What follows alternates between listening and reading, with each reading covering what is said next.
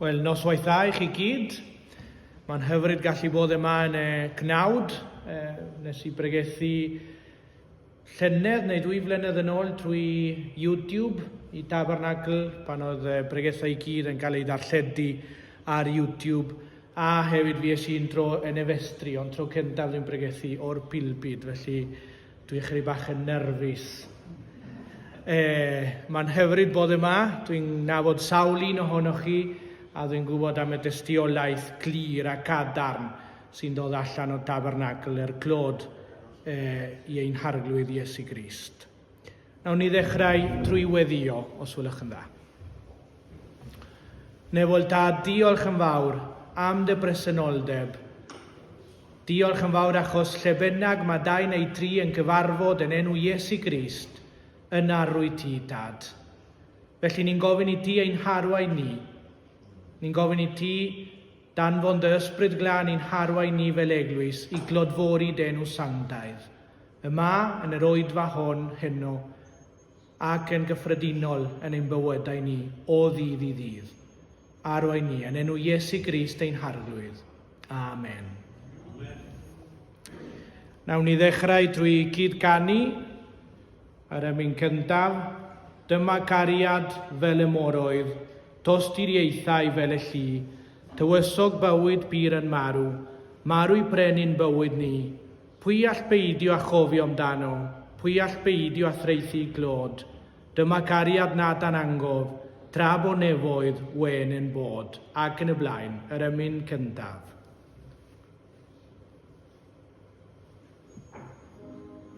Yeah.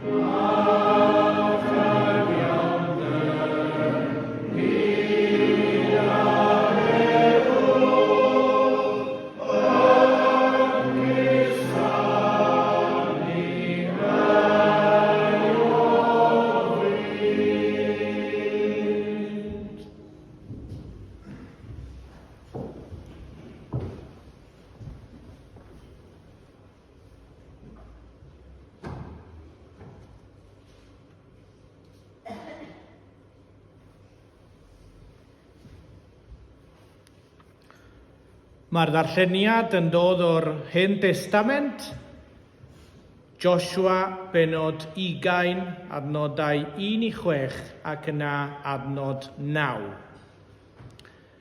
Trefi lloches neu dinasoedd noddfa. Dyma mae'r arglwydd yn dweud wrth Joshua. Dweud wrth bobl Israel am ddewis y trefi lloches wnes i orchemyn i Moses dweud wrthoch chi amdani nhw. Bydd un rhywun sy'n lladd person yn ddamweiniol yn gallu dianc yno. Bydd y trefi yma yn lle saff i ddianc oddi wrth y berthynas sydd am ddial. Dylai'r un sydd wedi lladd rhywun drwy ddamwain dianc un ohonyn nhw, a mynd i'r llys wrth giad y dref i cyflwyno iachos i'r arweinwyr yno. Yna byddan nhw'n gadael iddo fynd i mewn i'r dref i fyw.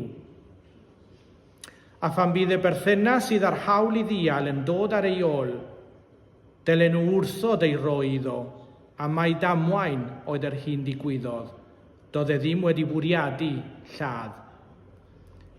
Ond rhaid iddo aros yn y dref nes bydd llys cyhoeddus wedi dod i ddefarniad ar ei achos, a'r un sy'n archoffeiriad ar y bryd wedi marw.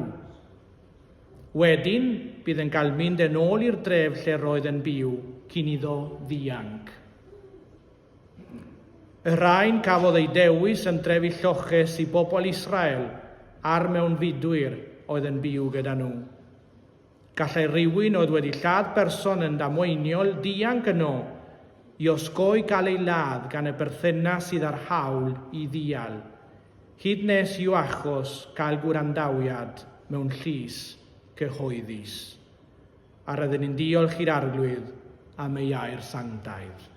Amen. Gweddiwn. Nefol Dad, diolch yn fawr, achos drwy Iesu Grist ein harchoffeiriad ni'n gallu bod yn dy bresenoldeb. Diolch yn fawr achos ni'n cael myneddiad i'r lle mwyaf sanctaidd, tu ôl i'r lle mae'r arch, lle mae dy bersenoldeb di, o flaen dy allor, o flaen dy orsedd, trwy beth wnaeth Iesu Grist, trwy ei aberth ar groes Galfaria, a'i atgyfodiad. Drwy Iesu Grist, da ni'n gallu bod o flaen dy orsedd sanctaidd, lle mae'r cerwbiaid a'r seraffiaid, a'r archangelion, a'r angelion, a'r seintiau yn gallu bod. Yna o flaen dy orsedd, da ni'n gallu siarad yn agored trwy Iesu Grist. Diolch yn fawr, Dad, achos ti wedi'n rhyddhau ni sy'n credu yn dy unig aneddi fab Iesu Grist. Ti wedi rhoi lle i ni lochesu am byth yn Iesu Grist. A diolch yn fawr achos trwy dy air da ni'n gallu cael arweiniad i fyw o ddydd i ddydd. Da ni'n cael cyfarwyddiadau glir i glodfori dy enw, i wneud beth bynnag sydd yn dy blesio di, Dad. I dilyn dy wellus, gam wrth gam, bob gam o'r ffordd. Nefol Dad, diolch yn fawr, achos yn Iesu Grist mae'n graig dragwyddol, graig yr oesoedd. Diolch, Dad, achos da ni'n gallu dathlu yr iachawdwriaeth gyda'n gilydd. Da ni'n gallu ganu emennau a darllen dy air yn agored wrth dathlu yr iachawdwriaeth ni'n gallu gael yn Iesu Grist.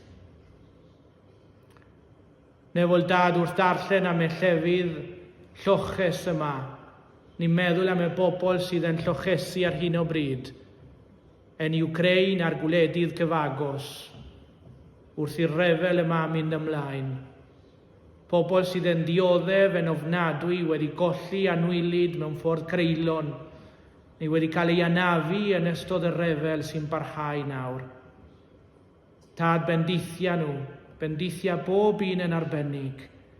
Ni'n gweddio dros ein brodyr a chwiorydd yr eglwys sydd yna hefyd, mwyn i'r eglwys gallu bod yn olau yn hannol y dywellwch, mwyn i'r gweiniddogion a'r bobl sydd yn ddilyn di, dal ati i credu a dal ati i chwilio amdana ti, yn hannol y drwbwl, yn hannol y treialon yma. Tad, bendithia y bobl yna, a bendithia y rai sydd mewn awdurdod, y rai sy'n llywodraethu, yr arlywyddion yn Ukraine, yn Rwsia ac yn Ewrop, mwyn iddyn nhw benderfynu stopio'r rhyfel yma, mwyn i ni allu cael heddwch, fel mae Paul yn dweud, yn annog ni i weddio dros bawb, ac yn weddio dros y rai sy'n mewn awdurdod, mwyn i ni allu cael heddwch i gyhoeddi'r newyddion da, i addoli denw sanctaidd. Nefol Dad, bendithia y rai sydd yn gweithio na yn helpu y bobl sydd yn cael lloches ar hyn o bryd. Bendithia y ddoctorion hefyd, y rai sy'n gynorthwyo mewn ysbydau a'r llefydd sy'n gweithio fel ysbydau. Bendithia bob un yn arbennig, Dad, roedd nerth y ysbryd glân iddyn nhw, i'r eglwys, i allu fod yn cymorth, yn hannol y treialon ofnadwy yma. Ac yn orthwya ni a rod oethineb i ni fel eglwys i allu helpu o fan un trwy'r ffyrdd sydd ar gael i ddanfon cymorth i'r ardal yna, ond yn enwedig trwy weddio, Dad. Da ni'n diolch i ti achos ti'n adeb ein gweddiau ni. Ti'n diw ffyddlon, a ti'n dal yn ffyddlon hyd yn oed pan da ni ddim yn ffyddlon. Diolch yn fawr am dy trigareddau, Dad, am dy cariad a gras di diwedd, fel wnaethon ni canu yn yr ymyn cyntaf. Dad, diolch yn fawr am y gras a chariad sy'n dod trwy Iesu Grist i dywallt dy ysbryd arnom ni gyd. Diolch yn fawr, Dad. Diolch yn fawr am dy bresenoldeb. Nefol, Dad, ni'n meddwl am Ifan George a'i deulu gyd yn yr amser galed yma. Bendithia nhw, Dad. Ro nerth dy ysbryd glân i bob un ohonyn nhw. Maen nhw newydd golli gwraig, mam, chwaer, ffrind, sydd wedi bod am blynyddoedd gyda nhw. A felly mae'n amser caled. Bendithia nhw, Dad. Nertha nhw, bob un yn arbennig. A bendithia bob un ohonom ni yma sy'n dioddef. Y rai sydd yn sal, y rai sydd yn mynd trwy treialon yn ein blith ni.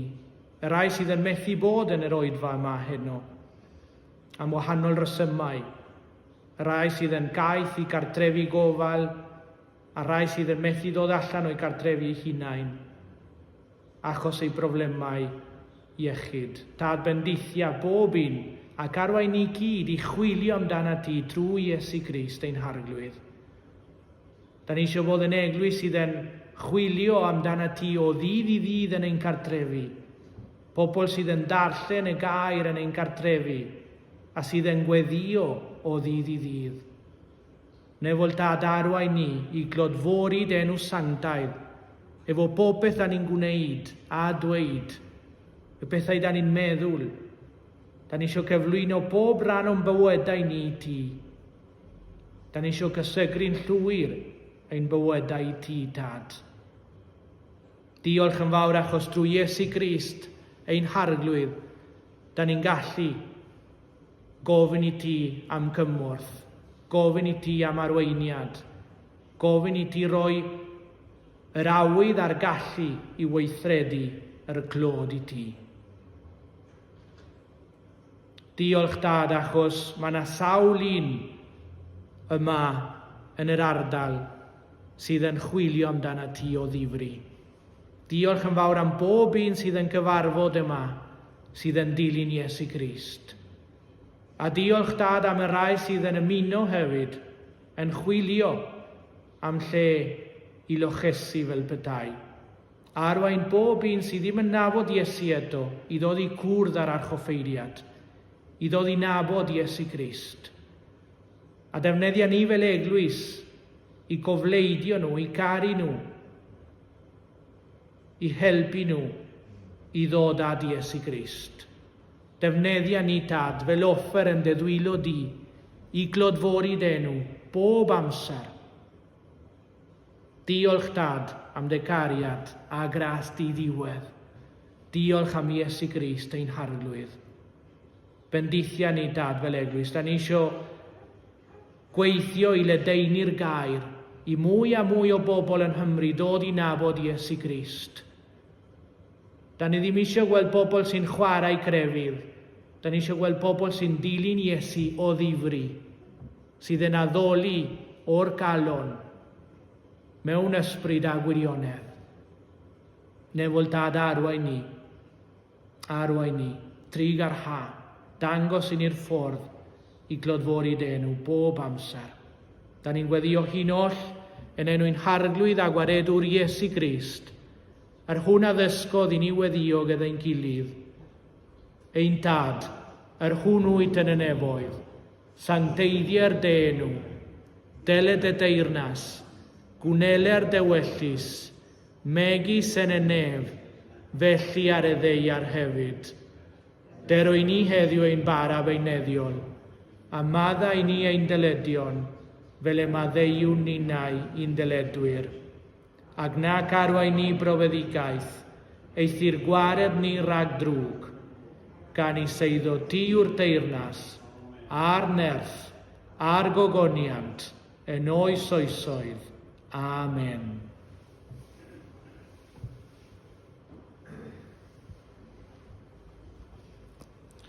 Fe ganwn ni gyda'n gilydd yr ail emyn.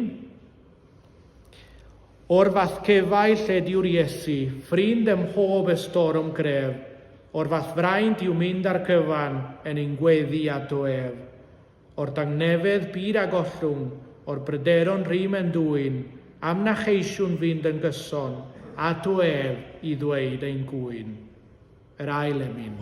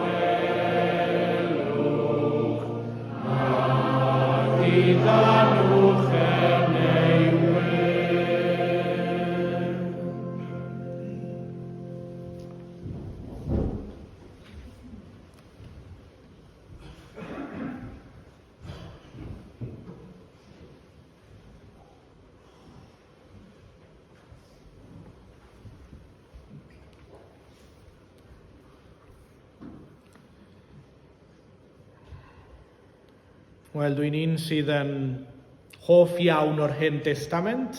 Dwi'n mwynhau darllen llyfrau yr Hen Testament, yn ogystal â'r Testament Newydd wrth gwrs. Ond yn aml iawn o'n i'n arfer darllen y rannau yma sy'n sôn am y trefi lloches, y dinasoedd noddfa. O'n i wir ddim yn deall yn iawn beth oedd arwyddocâd y dinasoedd yma heddiw ar gyfer beth oedd yr arwyddocâd ar ein cyfer ni heddiw. Ac yn aml o'n i jyst yn mynd heibio y rannau yma o'r Beibl, jyst yn gadael nhw a dim yn gweld neges glir ar ein gyfer ni heddiw. Dan yn diweddar, bues i'n darllen drwy Joshua, a pan nes i i'r rannau yma, lle mae yr arglwydd yn gorchymyn iddyn nhw cael dewis rai o'r trefi yma, trefi'r Lefiaid, i fod yn trefi lloches, a darllen beth mae'n dweud ar diwedd y darlleniad, a pan mae'n sôn am yr archoffeiriad. Mae'n rhaid i'r person sy'n dianc ac yn mynd i'r trefi lloches yma cael aros yna. Mae'n rhaid i'r person aros yna a wedyn cael llys gyhoeddus pan bydd yr archoffeiriad oedd ar y pryd wedi marw. Allan o'r 48 o trefi'r Lefiaid, cafodd 6 ohonynt ei dewis yn arbennig i fod yn trefi lloches. Dwi'n siŵr eich bod chi gyd yn cofio am 12 llwyth Israel. Wrth gwrs oedd y llwythau yma wedi cael diriogaeth iddyn nhw eu hunain, fel daleithiau. Chi'n cofio 12 plant Jacob, a cafodd yr enw Israel gan Dduw, yn cael 12 o plant a'r plant yma i gyd yn pennau ar llwythau Israel. A maen nhw i gyd yn cael diriogaeth, ond un llwyth, sef llwyth Lefi. Dyn nhw ddim yn cael diriogaeth, dyn nhw ddim yn cael dalaeth neu sir fel petai yn Israel. Achos yr arglwydd ei hun oedd ei siar nhw. Dyna beth mae cyfraith Moses yn dweud. Yr arglwydd ei hun yw ei siar nhw, ei rhan nhw fel Lefiaid, achos nhw gafodd ei ddewis i fod yn offeiriaid i'r arglwydd. Y rai oedd yn gwasanaethu yr arglwydd o ddydd i ddydd, trwy gydol eu bywydau nhw. Ac wrth gwrs mae'n rhaid iddyn nhw cael lle i fyw, a felly dyma nhw'n dewis drefi allan o'r llwythau, o diriogaeth y llwythau, i fod yn trefi i'r Lefiaid. A maen nhw'n dewis 48 o drefi i fod yn trefi'r Lefiaid. Ac allan o'r 48 o drefi'r Lefiaid, maen nhw'n dewis 6 tref i fod yn trefi lloches. A pan da chi'n meddwl am y beth, dio ddim yn neud llawer o synwyr. Y rai sydd ddim â diriogaeth yn gorfod rhoi lle hyd yn oed i bobl llochesu. Pam? Pam dim y llwythau eraill? Ond nhw yr offeiriaid sy'n gorfod rhoi lloches i'r bobl sy'n dianc o gosb o ddial. Roedd y trefi lloches neu dinasoedd noddfa yn ffordd o reoli dial yn y gymdeithas. Roedd yn ffordd o amddiffyn rhywun oedd wedi lladd berson arall yn ddamweiniol, dinladdiad anfwriadol. Roedd y bobl yma'n mynd i fod yn saff yn y dinasoedd noddfa nes y byddai llys gyhoeddus wedi dod i ddefarniad ar ei achos, a'r un oedd yn archoffeiriad ar y bryd wedi marw. Allwch chi feddwl am y beth heddiw fel rhywle i lochesu ar gyfer bobl sydd mewn perigl. Chi'n gwybod pa mae person yn ffonio'r heddlu ac yn dweud dwi'n byw gyda rhywun sydd yn beryglus, a mae wedi bygwth fi, falle fydd o'n lladd fi neu bydd hi'n lladd fi. A mae'r heddlu yn cofnodi'r beth, a wedyn mae'r beth yn digwydd, mae'r person yn cael ei lladd neu ei ladd. Falle fuasa'n dda cael lle i bobl mynd i lochesu pan maen nhw mewn perygl fel na.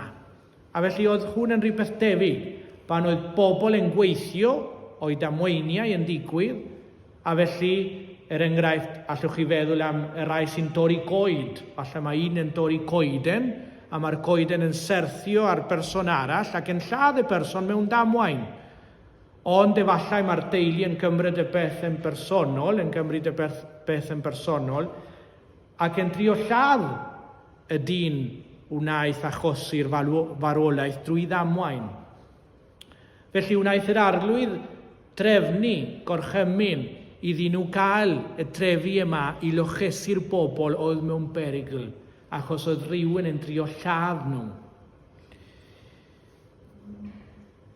Mae'n anhygoel pan da ni'n dechrau gweld y bethau sy'n digwydd yn yr Hen Testament fel gysgodion Efengil Iesu Grist. Dyna beth da ni'n galw hermeneutics neu exegesis. Dwi ddim yn siŵr os dwi'n dweud yn cywir yn Saesneg, gobeithio bod chi'n deall beth mae'n golygu. Ond o'n i wrth fy modd yn astudio'r pynciau yma yn y Coleg Diwineddol Calfinaidd yn Buenos Aires. O'n i'n hoff iawn o'r ffordd oedden nhw'n addysgu ni i ddehongli'r gair yr Hen Testament yn goleuni'r Testament Newydd. A dyna beth yw y dehongliad da ni'n gallu gael yn aml o'r Hen Testament, dehongliad yn goleuni y Testament Newydd. Mae'r drefi lloches yma neu dinasoedd noddfa wedi cael ei benodi er mwyn rhoi lloches noddfa i bobl oedd yn dianc oddi wrth rai oedd am eu lladd nhw er mwyn dial am ladd rhywun oedd yn berthyn iddynt. Joshua 20, adnodau 3 i 5. Bydd rhywun sy'n lladd berson yn damweiniol yn gallu dianc yno. Bydd y drefi yma yn lle saff i ddianc oddi wrth y berthynas sydd am ddial. Dylai'r un sydd wedi lladd rhywun drwy ddamwain ddianc i un ohonyn nhw, a mynd i'r llys wrth giad y dref i gyflwyno iachos i'r arweinwyr yno. Yna bydden nhw'n gadael iddo fynd i mewn i'r dref i fyw. A phan bydd y berthynas sydd ar hawl i ddial yn dod ar ei ôl, dylen nhw wrthod ei roi iddo, a mai damwain oedd yr hyn digwyddodd, doedd e ddim wedi bwriadu lladd. Da ni gyd yn deall ein bod ni'n bechaduriaid, gobeithio. Yn aml iawn mae bobl yn meddwl eu bod nhw'n digon dda, a mae hwn yn golygu eu bod nhw'n dda. Ond mae'r Beibl oedd Griffith yn pregethu yn diweddar yn Adiwlam ac yn egludo beth mae'r gair da yn y Beibl yn golygu, sef berffaith sanctaidd. Doedd ddim yn golygu da yn ôl safonau y byd yma, ond da yn ôl Duw yn golygu berffaith sanctaidd. Mae bobl yn aml yn meddwl dim ond y rai sy'n lladd a lladrada yn ddrwg.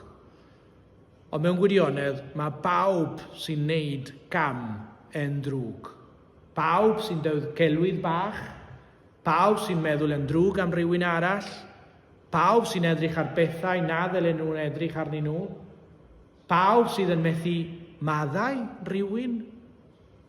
Ni gyd yn drwg felly. Ni gyd yn ffeindio allan ein bod ni'n drwg. A fel arfer, ni'n deall hynny, ni'n sylweddoli hynny wrth gwrs. Ond da ni'n deimlo weithiau ein bod ni wedi gwneud drwg heb isio mewn gwirionedd. Does neb yn deimlo, dwi wedi wneud y drwg achos o'n i isio wneud y drwg, fel arfer. Ac yn aml iawn, da ni'n teimlo'n debyg i'r bobl hyn oedd yn dianc, achos oedden nhw wedi teimlo, oedden nhw wedi wneud y beth mewn damwain, heb isio mewn gwirionedd. A felly da ni'n debyg i'r bobl yma oedd yn dianc i'r trefi lloches, i'r dinasoedd noddfa. Yn deimlo fel y bobl oedd yn dianc i fi o'n un o'r trefi lloches yma, y trefi hyn oedd wedi cael ei dewis allan o trefi'r Lefiaid. Roedd y Lefiaid yn offeiriaid yr arglwydd, Pobl oedd wedi cael ei dewis i wasanaethu Duw drwy gydol eu bywyd.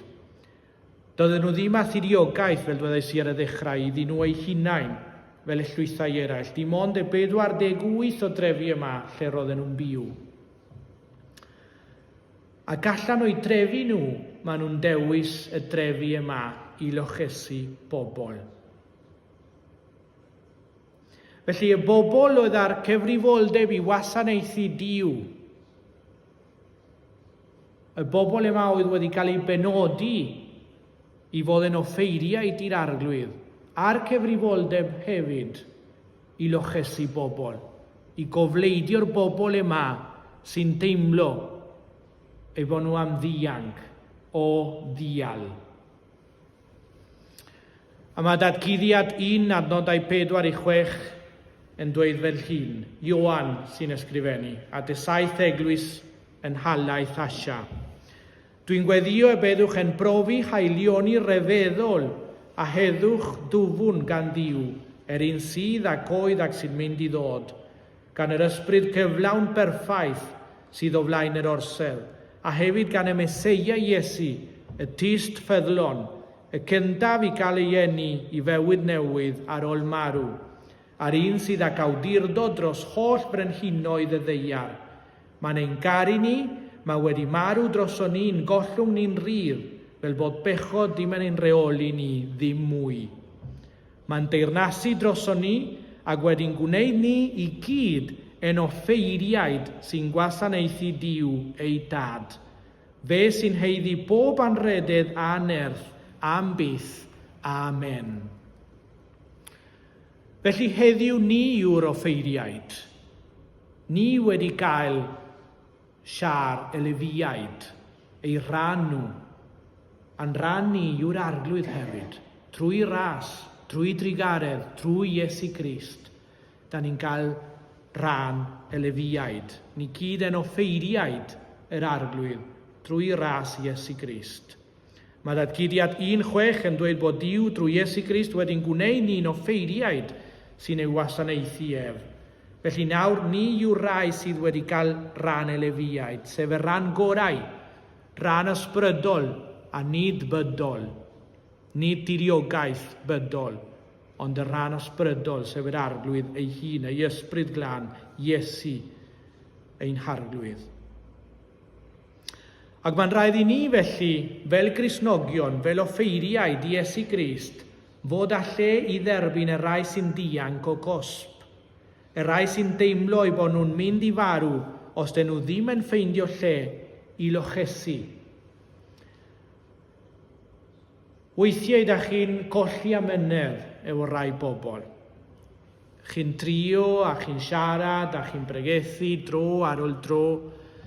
A weithiau chi'n deimlo fallai mae'n amser i mi adael fan hyn neu fan acw, neu y bobl hyn neu y bobl yna. Ond mae'r arglwydd yn danfon ni i ddal ati, i weddio, i garu, i ddangos trigaredd. A wnaeth yr arglwydd siarad â fi yn glir drwy'r ddarlleniad yma, mwyn i mi fod fel na hefyd, fel offeiriad yr arglwydd, i ni cael lle i gofleidio'r bobl. Pam ni? Achos ni wedi cael y siar gorau, y siar ysbrydol, y bywyd dragwyddol, sef yr arglwydd ei hun. A felly ni sydd ar siar gorau yn gorfod rhoi lloches i bobl sydd yn mynd i'r trefi yma noddfa dros dro. A mae'n rhaid i ni ddeall y gwahaniaeth rhwng dinasoedd noddfa dros dro a'r noddfa dragwyddol. Mae'r dinasoedd noddfa fel cefnod. O'ch chi ddim yn gallu aros yna am byth. O'ch chi'n aros yna dim ond am cyfnod. Felly ni ddim yn gallu gymharu'r dinasoedd noddfa yn ôl beth dwi'n meddwl, oedd John yn gytuno gyda fi, gyda Iesu Grist, achos maen nhw'n dros dro. Mae Iesu Grist yn noddfa dragwyddol, craig yr oesoedd, lle ni'n mynd i sefyll a llochesu am byth. Felly mae reina'n gwahanol, a mae'n reina yn dangos i ni heddiw bod rhaid i ni ddangos cariad, bod rhaid i ni gofleidio a bod yn ameneddgar efo rai sydd ar y ffordd, sydd ddim wedi cwrdd ar archoffeiriad eto.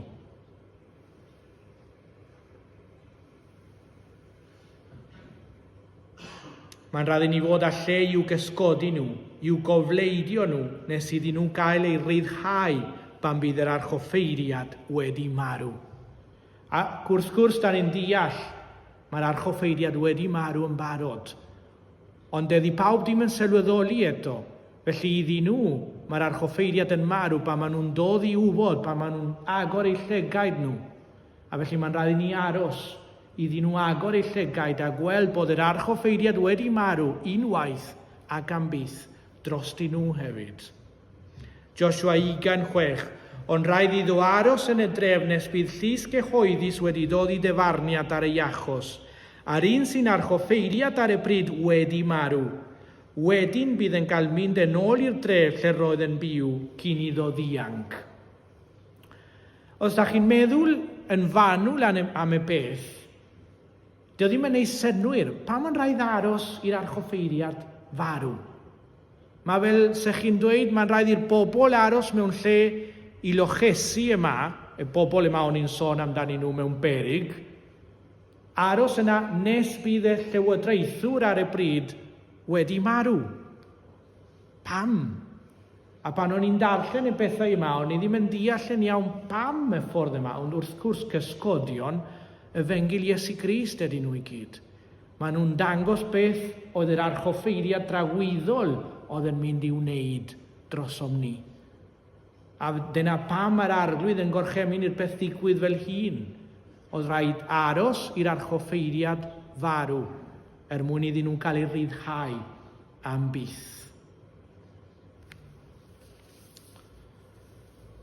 Nawr mae Iesu Grist, ein harchoffeiriad ni, wedi marw unwaith ac am byth, mwyn i pwy bynnag sy'n credu ynddo gael ei ryddhau o gondemniad dragwyddol.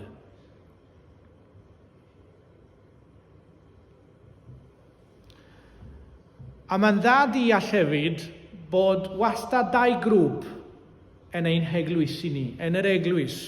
Mae'r Beibl yn dweud bod y rai sy'n credu yn ein blith ni, y rai sy'n dilyn Iesu yn ein blith ni, a bydd rai eraill hefyd wastad yn ein blith ni, fel Judas, chi'n cofio? Pobl eraill sydd ddim wedi dod i nabod yr arglwydd eto, a sydd ar y ffordd, fel Saul o Tarsus, oedd ar y ffordd i nabod yr arglwydd, ond oedd o ddim yn nabod yr arglwydd, oedd o'n dyn gas, oedd o'n yrlyd yr eglwys. Ond bydd pobl yn ein blith ni sydd heb nabod yr arglwydd eto.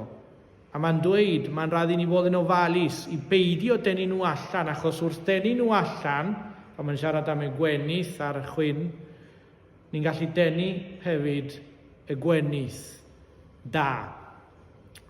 Ond yn meddwl am y ffordd yma, y trefi lloches, mae yna bobl sydd ar y ffordd. A chi'n gwybod, ni'n gallu dweud ein bod ni'n cofio y diwrnod pan daethon ni gwrdd ar arglwydd Iesu. A mae'n rai eraill ddim yn gallu dweud, dwi ddim yn cofio'r deddiad cywir, dwi'n cofio'r cyfnod. A nes i ofyn i'r arglwydd ddod i mewn i fy mywyd sawl waith rhag ofon, dim ond un tro. Ond eisiau gwneud yn siŵr bod yr arglwydd yn breswylio'n fy nhalon. A felly nes i ofyn iddo fo dod i mewn i fy mywyd tro ar ôl tro pan o'n i yn fy arddegau gynnar. Nes i mi deimlo mae'r arglwydd yn byw yn fy nhalon. Dwi'n rhydd o bechod. A wedi maddau fi, a wedyn nes i benderfynu gael fy mededdio. Ond, os da chi'n gofyn i berson, da chi'n cofio'r diwrnod pryd gawsoch chi'ch geni? Os rhywun yma'n cofio'r diwrnod? Na, neb. Neb. Ti'n cofio'r diwrnod pan ges ti deni? Ti'n siŵr? Falle ti ddim yn deall beth dwi'n gofyn, Derek. Falle mae'n digwydd, dwi'n yn gwybod. Ond fel arfer, ni ddim yn cofio'r diwrnod pan gawson ni yn geni. Falle mae rai yn cofio, dwi'n yn siŵr. Mae rai wneud ymchwil. Ond does neb yn cael ei creu mewn eiliad fel petai. Mae'n broses o 9 mis yn y groth. A wedyn mae'r babi yn dod i'r byd. Felly mae'n broses, chi'n deall, mae'n broses, a mae'n rhaid i ni ddeall bod yn broses i bob un ohonom ni. Wrth gwrs, mae'n gallu fod yn fwy dramatig i rai, a mae'n gallu fod yn broses hyrach i rai eraill. Ond mae'n rhaid i ni, fel offeiriaid i'r arglwydd, bod ar llefydd yma i lochesu nhw, i gofleidio nhw, i ddangos gariad, nes iddyn nhw ddod i nabod Iesu. A mae Hebreaid yn esbonio'n iawn gwaith yr archoffeiriad. Mae'n dweud yn Hebreaid benod 4, adnodau 14 hyd at benod 5, adnod 10. Felly, gadewch i ni ddal ein gafael yn beth da ni'n credu. Mae gennym ni archoffeiriad gwych, Iesu mab Duw, sydd wedi mynd i mewn â Duw i'r nefoedd. Ac mae'n archoffeiriad sy'n deall yn iawn mor waned i ni. Mae wedi cael ei demtio yn union yr un fath â ni, ond heb bechio gwbl. Felly gadewch i ni glosio at orsedd Duw yn hyderus. Mae Duw mor hael, bydd yn drigarhau wrtho ni ac yn rhoi bopeth sydd ei angen i ni, pa mae angen help arno ni. Felly mae'n dweud fan hyn, mae gyda ni archoffeiriad am byth, sef Iesu Grist. A mae'r archoffeiriad yma yn deall ni yn iawn. Mae'n deall bob un ohonom ni. A mae wedi cael ei demtio yn union yr un fath â ni, ond heb bechu. Ond mae'n dweud yma, allwn ni ofyn iddo am help. Felly os da ni'n deimlo bod ni yn y grŵp sydd yn cael ei llochesu dros dro, ein bod ni'n deimlo'n gyfforddus yn y capel, yn plith y Gristnogion, yn plith yr offeiriaid, mae'n gwell i ni sylweddoli ein bod raid i ni cyrraedd y noddfa dragwyddol, bod y dref yma yn dref dros dro, a mae'n raid i ni wneud benderfyniad. Mae'n raid i ni sefyll ar graig yr oesoedd. Mae'n raid i ni fynd i mewn i'r noddfa dragwyddol, sef Iesu ei hun. A mae'n jyst eisiau ni ofyn am help, mae'n dweud. Mae Iesu wedi marw drosom ni i dalu'r fechniaeth, y beil. Roedd raid i ni dalu i gael ein ryddhau ni o gyhuddiad, o condemniad dragwyddol. Fel pa mae rhywun yn mynd i garchar. A maen nhw'n gosod bechniaeth, beil, mwyn ryddhau y person. A mae'r bechniaeth yn arfer fod yn drud ofnadwy, yn anodd i dalu. A mae'n rhaid i person sydd tu allan yn rydd fel arfer dalu y fechniaeth yma. A wedyn os mae person yn dod a dalu'r fechniaeth neu cynnig dalu'r fechniaeth, mae'n gallu dweud dwi am dalu'r fechniaeth i ti ddod allan yn rydd. Mae'r person sydd yn y garchar yn gallu gwrthod a dweud na dwi ddim isio i ti dangos tosturi, i ti helpu fi o gwbl. A os mae'n gwrthod, mae'n aros yn y garchar. Fel na mae'n digwydd efo Iesu hefyd. Mae Iesu wedi dod unwaith i dalu am y fechniaeth, y beil, i'n ryddhau ni o gondemniad. Mae wedi rhoi y fechniaeth, mae na ar y bwrdd yr arglwydd, mwyn i ni dderbyn y bechniaeth. Beth yw'r bechniaeth? Iesu ei hun. Os da ni'n derbyn Iesu yn ein bywydau ni, y taliad, da ni'n cael ein ryddhau am byth. A felly dyna beth yw gwaith yr archoffeiriad, a ni'n mynd i ddarllen nawr beth oedd gwaith yr archoffeiriadau yn Israel. Mae'n dweud adnodau 1 i 4, benod 5 o Hebreaid. Mae bob archoffeiriad yn cael ei ddewis i wasanaethu Duw ar ran bobl eraill. Mae wedi benodi cyflwyno roddion gan bobl i Dduw ac i aberthu dros eu bechodau nhw. Mae'n gallu bod yn sensitif wrth delio gyda phobl sydd ddim yn sylweddoli eu bod nhw wedi pechu a wedi cael eu gamarwain.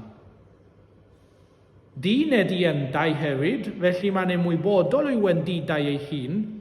Dyna pam mae'n rhaid iddo gyflwyno aberthau dros ei pechodau ei hun yn ogystal â phechodau'r bobl. Wrth gwrs siarad am yr archoffeiriadau yn Israel, bobl gyffredin oedden nhw wedi cael eu dewis gan Dduw. A dyna pam oedden nhw'n gorfod aberthu i ofyn am faddeuant dros eu pechodau eu hunain hefyd, yn ogystal ar ran bobl Israel. Oedd yr archoffeiriadau yma yn gweithio fel rhyw fath o bont rhwng Duw a phobl. Oedden nhw'n cyflwyno'r aberthau yma i ofyn am faddeuant ar ran bobl Israel. A oedden nhw'n deall y bobl yn iawn ac yn gallu dweud wrth y bobl mae'n rhaid i chi ofyn am faddeuant hefyd, mae'n rhaid i chi ydifarhau, achos da chi'n bechaduriaid fel fi. Oedd y person yma'n gallu deall, oedd yn gallu bod yn sensitif a deall nhw. Mae'n dweud adnod 4, does neb yn gallu dewis bod yn archoffeiriad ohono hun, rhaid iddo fod wedi alw gan Dduw yn union yr un fath ac Aaron.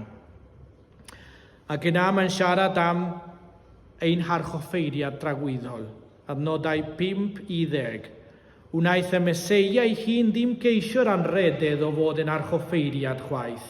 Duw wnaeth ei ddewis a dweud wrtho, ti ydi fy mab i, heddiw de sy'n dad i ti. Ac yn rhywle arall mae'n dweud, rwy di'n offeiriad am byth yr un fath a Melchisedec. Pan oedd yn byw ar y ddeiar, buodd Iesu'n gweddio gan alw'n daer a gwylo wrth bledio ar Dduw am cael ei iachub rhag marw. A dyma Dduw'n gwrando arno am ei fod wedi ymostwng yn llwyd iddo. Ond ei fod yn fab Dduw, roedd rhaid iddo ddysgu bod yn ifyd drwy beth wnaeth e ddioddef, sef y marwolaeth. Ac ar ôl iddo wneud popeth roedd ei angen, dyma chybiaeth dragwyddol yn darddu ohono i bawb sy'n ifydd iddo, i bawb sy'n credu ynddo, i bawb sy'n ei dderbyn. Cafodd ei benodi gan Dduw yn archoffeiriad yr un fath a Melchisedec. A beth mae'n dweud yn yr Hen Testament am Melchisedec, bod o'n offeiriad am byth. Dyna beth yw Iesu, ein harchoffeiriad am byth. A mae'r archoffeiriad yma yn pont go iawn, pont sandaidd, sydd yn gallu gysylltu ni efo'r dad ac agor ffordd i ni cyrraedd bresenoldeb y dad. A mae'n deall ni yn iawn, a mae'n trigarog, a mae isio i ni fynd ato, mae isio ni dderbyn y fechniaeth, mae isio ni dderbyn y taliad yma. Daeth Iesu ein harchoffeiriad i farw drosom ni mwyn i ni gael defarniad da pan byddwn ni'n mynd i sefyll o flaen llys y nefoedd. Yn union yr un fath a'r bobl oedd yn mynd i'r drefi lloches yma, oedden nhw'n gorfod aros i gael llys cyhoeddus, mae'n rhaid i ni hefyd y rai sydd yn llochesu dros dro gael mynd o flaen llys y nefoedd. A daeth Iesu yn archoffeiriad i farw drosom ni mwyn i ni gael defarniad da pan byddwn ni'n mynd i sefyll o flaen llys y nefoedd. Mwyn i ni gael ein ryddhau am byth o bechod, o ddial, o gosb, o farwolaeth dragwyddol. Felly, i orffen, mae'n rhaid i ni ddangos cariad a thosturi tuag at y rai sydd ddim wedi cwrdd ar archoffeiriad sydd wedi marw, i dalu bris ein bechodau ac i fodloni yr un sy'n dial. A mae'n diddorol sydd mae'r gair yn dweud, Duw sydd ar dial. A felly, yn y darlleniad yma, ni'n gweld bod y berthynas sydd ar hawl i ddial am yr un sydd wedi marw yn y damwain. Ac i fodloni'r berson yma, roi rhaid i'r berson aros yn y dreth lloches nes gael llys cyhoeddus ac i'r archoffeiriad oedd ar y bryd farw. A ni heddiw yn mynd trwy'r un broses. Mae'n rhaid i ni cwrdd ar archoffeiriad sydd wedi marw. i cael ein rhyddhau ni am byth o ddial mwyn fodloni un sy'n dial am byth. Mae'n rhaid i ni fod â lle i gysgodi rai sydd ddim wedi cael cyfle i cael ei ryddhau eto trwy farwolaeth archoffeiriad. Felly clod i Dduw am ein harchoffeiriad sydd wedi marw drosom ni i'n ryddhau ac sydd wedi adgyfodi deyrnasu am byth ac sy'n eiriol drosom ni o flaen y Dad. Felly, dau beth i ni gofio. A wastad dau grŵp, y rai sydd yn llochesu dros dro yn y trefi lloches yma, a'r rai sydd wedi cyrraedd y noddfa dragwyddol. Y rai sydd wedi cyrraedd i'r noddfa dragwyddol yn gweithio fel offeiriaid i'r arglwydd, yn gwasanaethu'r arglwydd, a mae'n rhaid i ni ddangos gariad tuag at y rai eraill sydd yn y grŵp arall. A y rai sydd yn y grŵp arall sydd ddim wedi penderfynu eto derbyn efechniaeth, derbyn y daliad gan yr archoffeiriad, mae'n rhaid i chi fresio, achos da chi ddim i fod i aros am byth mewn trefi lloches, achos trefi lloches dros dro ydyn nhw. Mae'n rhaid i chi fynd i'r noddfa dragwyddol, sef Iesu Grist. Ond mae'n dda i ni feddwl fel Cristnogion, pa mor pwysig yw dangos cariad. Dio ddim jyst dweud geiriau, benteri geiriau. Mae'n rhaid i'r arglwydd breswylio yn ein galonau ni. A fydd yr arglwydd ei hun yn siarad drwy'n gegau ni a drwy'n bywydau ni, trwy ddangos y cariad yma, y dosturi. Dwi ddim yn sôn am osgoi siarad am bechodau. Na, mae'n rhaid i ni siarad yn glir am beth yw bechod a beth sydd ddim yn bechod. Dwi'n siarad am bod yn amyneddgar, nes i'r berson dod at Iesu Grist, ac ydi farhau am ei bechodau. Yr glod yw enw sanctaidd. Amen.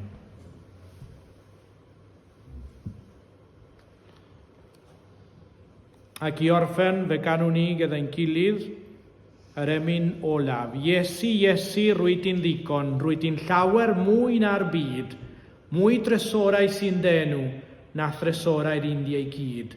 Oll yn gyfan, daeth i meddiant gyda'm Duw, ac yn y blaen.